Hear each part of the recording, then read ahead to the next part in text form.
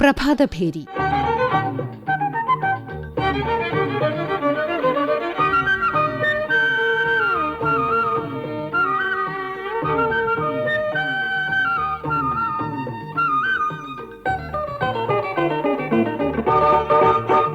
KSRTC ബസ്സുകളിൽ വനിതകൾക്ക് സൗജന്യ യാത്ര അനുവദിക്കാനുള്ള ചരിത്രപരമായ തീരുമാനത്തെക്കുറിച്ച് ചൂടുപിടിച്ച ചർച്ചകൾ പുരോഗമിക്കുകയാണ്. തമിഴ്നാട്ടിലും കർണാടകത്തിലും സാധ്യമായ ഈ പദ്ധതി കേരളത്തിലും നടപ്പിലാകുമ്പോൾ അത് സാധാരണക്കാരായ സ്ത്രീകൾക്ക് നൽകുന്ന സാമ്പത്തിക സ്വാതന്ത്ര്യം ചെറുതല്ല. എന്നാൽ ഈ സാധ്യതകൾക്കൊപ്പം കനത്ത ചില വെല്ലുവിളികളും ഉയർന്നു വരുന്നുണ്ട്. ഈ പദ്ധതിയുടെ സാധ്യതകളും വെല്ലുവിളികളും ഇന്നത്തെ പ്രഭാതഭേരി വിശകലനം ചെയ്യുന്നു. ഇന്ത്യയിൽ സ്ത്രീകളുടെ തൊഴിൽ പങ്കാളിത്ത നിരക്ക് ഇപ്പോഴും പുരുഷന്മാരെ അപേക്ഷിച്ച് വളരെ താഴെയാണ്. കോഴഞ്ചേരി സെന്റ് തോമസ് കോളേജിലെ സാമ്പത്തിക ശാസ്ത്ര വിഭാഗം വകുപ്പ് മേധാവി Chinnu Mariyam Chacko 2024 periodic labour force സർവേയുടെ കണക്കുകൾ പ്രകാരം നഗരപ്രദേശങ്ങളിൽ സ്ത്രീകളുടെ തൊഴിൽ പങ്കാളിത്തം ഏകദേശം 26% മാത്രമാണ്. എന്നാൽ പുരുഷന്മാരുടേത് 75% മുകളിലാണ്. സുരക്ഷയും യാത്രാ ചെലവും സ്ത്രീകളുടെ തൊഴിൽ സാധ്യതകളെ പരിമിതപ്പെടുത്തുന്ന പ്രധാന ഘടകങ്ങളിൽ ഒന്ന് തന്നെയാണ്. ആയതിനാൽ സൗജന്യ യാത്ര സ്ത്രീകളുടെ സഞ്ചാര സ്വാതന്ത്ര്യം വർദ്ധിപ്പിക്കുന്നു. കൂടുതൽ സ്ത്രീകൾ തൊഴിൽ അന്വേഷിക്കാനും ചെറുകിട സംരംഭങ്ങൾ ആരംഭിക്കാനുമുള്ള സാധ്യത വർദ്ധിക്കുന്നു. ഇത് സ്ത്രീകളുടെ സാമ്പത്തിക ശാക്തീകരണത്തിനും സംസ്ഥാനത്തിന്റെ ഉൽപാദനക്ഷമത വർദ്ധിപ്പിക്കുന്നതിനും സഹായിക്കുന്നു. ഒരു സാധാരണ കുടുംബത്തിൽ ഒരു സ്ത്രീ പ്രതിമാസം 1000 മുതൽ 2500 വരെ യാത്രക്കായി ചെലവഴിക്കാറുണ്ട്. ഈ ചെലവ് ലാഭിക്കുമ്പോൾ ആ തുക വിദ്യാഭ്യാസം, പോഷകാഹാരം, ആരോഗ്യം തുടങ്ങിയ മേഖലകളിലേക്ക് മാറ്റി വിനിയോഗിക്കാൻ കുടുംബങ്ങൾക്ക് സാധിക്കുന്നു. അതായത് കുടുംബത്തിന്റെ യഥാർത്ഥ വരുമാനം വർദ്ധിക്കുന്നതിന് തുല്യമായ ഫലമാണ് ഉണ്ടാകുന്നത്. കണക്കുകൾ നോക്കുമ്പോൾ ഡൽഹിയിലെ സൗജന്യ ബസ് പാസ് പദ്ധതിയെക്കുറിച്ചുള്ള പഠനത്തിൽ 28% സ്ത്രീകൾക്ക് ഈ പദ്ധതി ജോലി കണ്ടെത്താനോ ജോലി നിലനിർത്താനോ നിർണായകമായിരിക്കുമെന്ന് കണ്ടെത്തിയിട്ടുണ്ട്. അതുപോലെ തന്നെ തെലങ്കാനയിലെ മഹാലക്ഷ്മി പദ്ധതിയിലൂടെ 28 മാസത്തിനിടെ സ്ത്രീകൾക്ക് ഏകദേശം 8,000 മുതൽ 10,000 കോടി രൂപയുടെ യാത്രാ ചെലവ് ലാഭിക്കാൻ സാധിച്ചു. 290 കോടിയിലധികം സൗജന്യ യാത്രകൾ നടന്നു. ആ തുക കുടുംബങ്ങളുടെ ഉപഭോഗത്തിനും വിദ്യാഭ്യാസത്തിനും ആരോഗ്യത്തിനും തിരിച്ചുപോയി. സാമ്പത്തിക ശാസ്ത്രത്തിൽ ഇതിനെ മൾട്ടിപ്ലയർ ഇഫക്റ്റ് എന്ന് വിളിക്കുന്നു. സർക്കാർ ചിലവഴിക്കുന്ന പണം സ്ത്രീകളുടെ കൈകളിൽ ലാഭമായി എത്തുകയും പിന്നീട് അത് പ്രാദേശിക സമ്പദ് വ്യവസ്ഥയിൽ വീണ്ടും ചെലവഴിക്കപ്പെടുകയും ചെയ്യുന്ന പ്രക്രിയയാണ് ഈ മൾട്ടിപ്ലയർ ഇഫക്റ്റ്. മാത്രമല്ല, സ്വകാര്യ വാഹനങ്ങളെ അപേക്ഷിച്ച് പൊതുഗതാഗത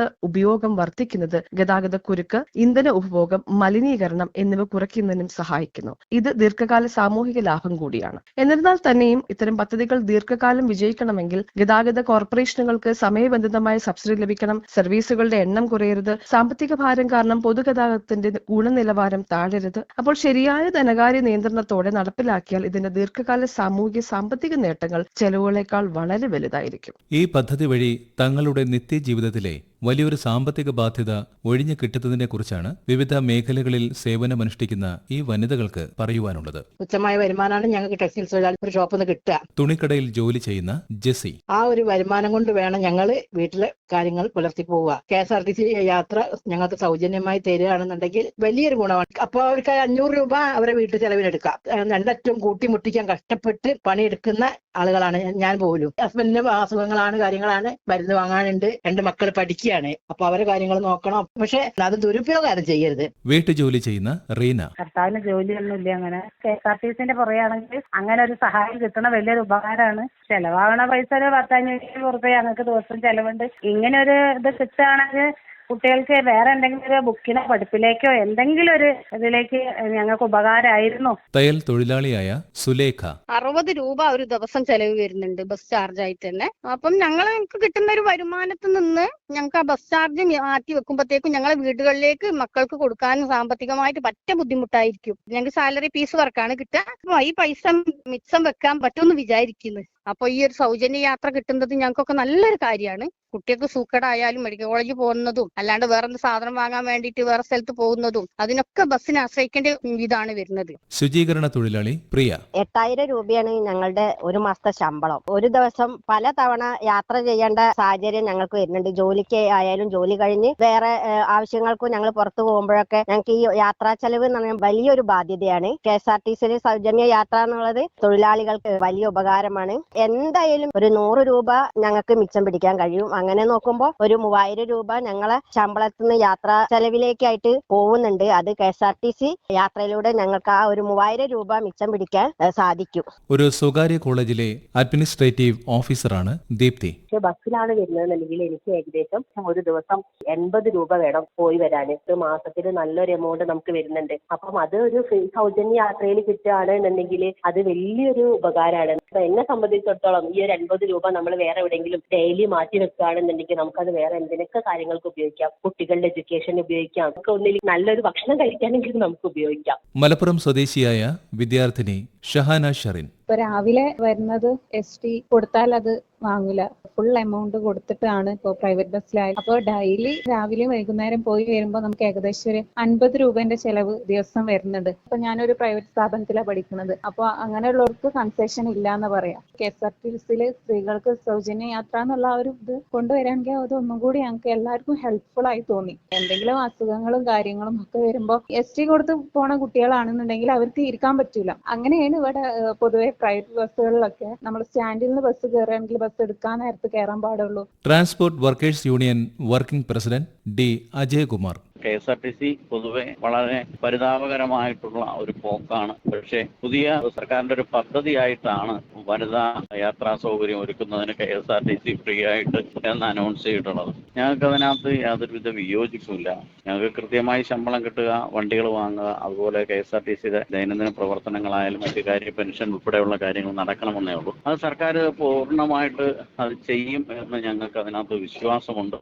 തൊഴിലാളികളെ സംബന്ധിച്ച് അതിനകത്തൊരു വർക്ക് ലോഡ് കൂടുതലെന്നോ കുറവെന്നോ ഞങ്ങളെ അത് ബാധിക്കുന്നില്ല. അല്ലെങ്കിൽ ചെറിയ രീതിയിൽ എന്തെങ്കിലും ഒരു മാറ്റം വന്നാൽ പോലും ശമ്പളവും മറ്റു കാര്യങ്ങളും കൃത്യമായി കിട്ടി നല്ല രീതിയിൽ പോകുന്നെങ്കിൽ കുറെയൊക്കെ വഹിക്കാനും ഞങ്ങൾ തയ്യാറാണ്. KSRTC ബസ്സിലെ സ്ഥിരം യാത്രക്കാരനായ ജഗതി കുമാർ. ഞാനൊരു പ്രൈവറ്റ് എംപ്ലോയി ആണ്. എനിക്ക് KSRTC ബസ്സിനെ ആശ്രയിച്ച് വേണം ദിവസേന ജോലിക്ക് പോകുവാനും വരുവാനും. അപ്പൊ അങ്ങനെ വരുന്ന സമയത്ത് കൂടുതലായിട്ടും സ്ത്രീകളെ ബസ്സിലേക്ക് ആകർഷിക്കാൻ ഇടയാക്കുന്നു. കുത്തി നിറഞ്ഞു വരുന്ന ബസ്സിലേക്ക് കയറാൻ പറ്റാതെ വരുമ്പോൾ മറ്റൊരു ബസ്സിനെ ആശ്രയിക്കേണ്ട ഒരു അവസ്ഥയിലേക്ക് വരുന്നു. അപ്പൊ അങ്ങനെ വരുന്ന സമയത്ത് ഈ ബസ്സിന്റെ തൊട്ട് പുറകെ തന്നെ മറ്റൊരു ബസ് കൂടെ അലോട്ട് ചെയ്യുമായിരുന്നെങ്കിൽ അത് നല്ല കാര്യമായിരുന്നു. കാരണം നമുക്കും സമയത്ത് എത്തേണ്ടതുള്ളത് കൊണ്ട്. മലപ്പുറത്ത് നിന്നുള്ള വിദ്യാർത്ഥിനി ഷഹാനയുടെ പരാതിക്ക് മറുപടി പറയുകയാണ് മലപ്പുറം റീജിയണൽ ട്രാൻസ്പോർട്ട് ഓഫീസിലെ motor vehicle inspector Suresh Babu TP.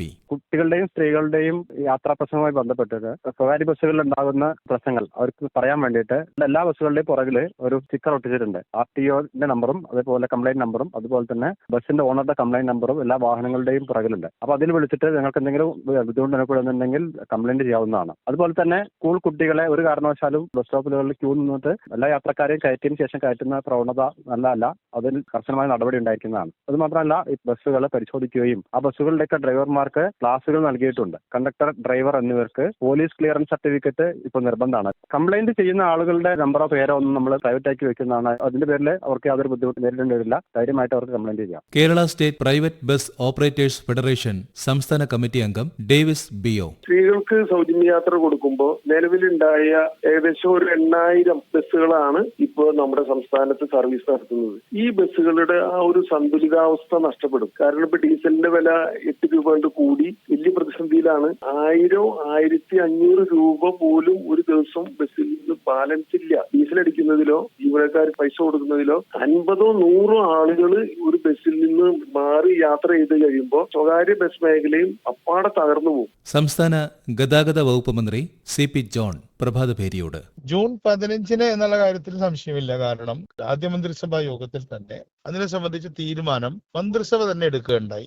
ഏതെല്ലാം തരത്തിലുള്ള ബസ്സുകളിലാണ് എത്ര തരം കൺസെഷൻസ് ആണ് എന്നുള്ളതെല്ലാം ചർച്ച ചെയ്തുകൊണ്ടിരിക്കുകയാണ്. അത് പ്രധാനമായിട്ടും access to the workplace, നമ്മൾ പണിയെടുക്കുന്ന സ്ഥലത്തേക്കുള്ള നമ്മുടെ സാമീപ്യം, അത് സൗജന്യമായ രീതിയിൽ ചെയ്യാനായിട്ട് സാധാരണക്കാർക്ക് സാധിക്കും.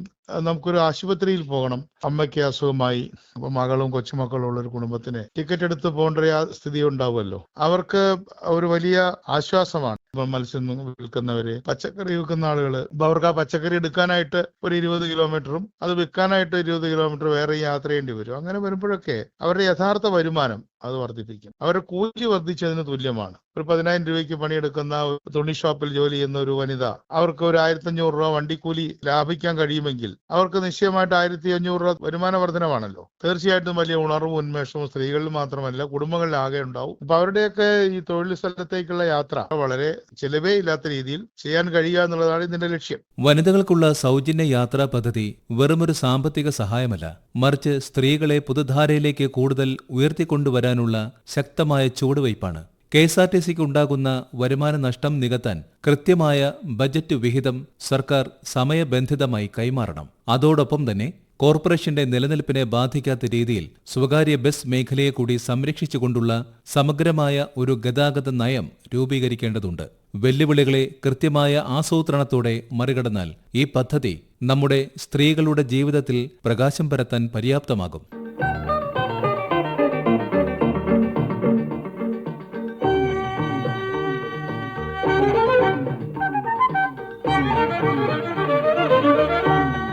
പ്രഭാതഭേരി